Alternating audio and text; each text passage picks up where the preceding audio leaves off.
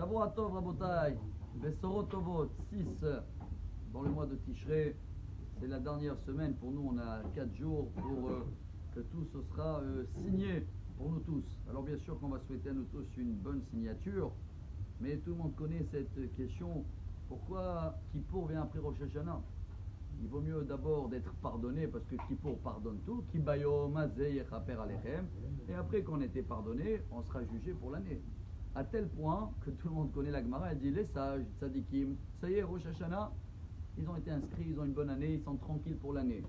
Les moyens, Benoni, ils sont en stand-by. En hébreu, ça s'appelle Taloui Veromed, jusqu'à Kippour. On va voir les efforts. Dans la Gemara, Brachot, très connu, Rabat, qui était un grand sage, il y a 1600 et quelques années, il pouvait refaire vivre les morts. Il dit, nous on est des moyens. Alors si lui il dit que c'est des moyens, ce qui veut dire que nous tous, Rosh Hashanah, c'est pas terminé.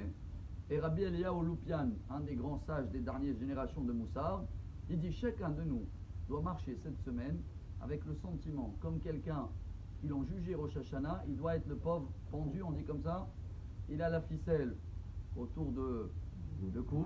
Mais juste, il dit attendez, il y a un petit rappel. Alors, ils sont partis vérifier, et maintenant il attend, et il sait que quand ils vont revenir, un des deux, ou il va enlever la ficelle, chat, ça y est, il est tranquille, ou le pauvre, ils vont enlever le tabouret. Voilà le sentiment que les grands maîtres marchaient pendant cette semaine.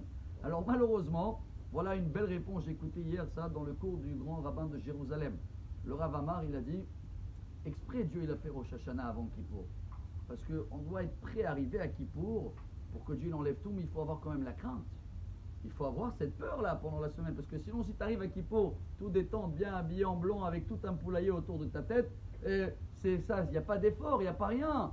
Dieu il veut tout effacer, mais il faut que nous aussi on fait un effort. Alors il disait, la crainte, chers amis, plus tu es petit dans la tête, tu as peur de rien. Un bébé, il n'a pas peur de traverser la rue, qu'il y a des voitures ou pas, il peut même sauter du toit. Pourquoi? Il ne comprend pas. Mais plus on grandit, plus on est proche de Dieu, plus on est mchaouef, plus je sais que c'est sérieux cette histoire-là il y en a des gens qu'on peut les enlever le tabouret. Alors si j'arrive avec cette crainte et je travaille cette semaine et je prends sur moi des bons engagements à essayer l'année prochaine, je vais m'améliorer dans ça, je vais rajouter dans la prière, tchouva, tzedaka, cours de Torah. Bon, après que je vais tenir tout ce que je dis ou pas, c'est un autre travail, mais déjà je peux m'engager, je peux comprendre ce sentiment. Voilà un peu le travail qu'on va essayer nous tous de faire à partir de cette semaine pour nous garantir, si Dieu veut, une bonne signature, une bonne semaine, une bonne année. Et j'espère que le chauffard va me réveiller un petit peu plus pour ce beau travail pour cette semaine.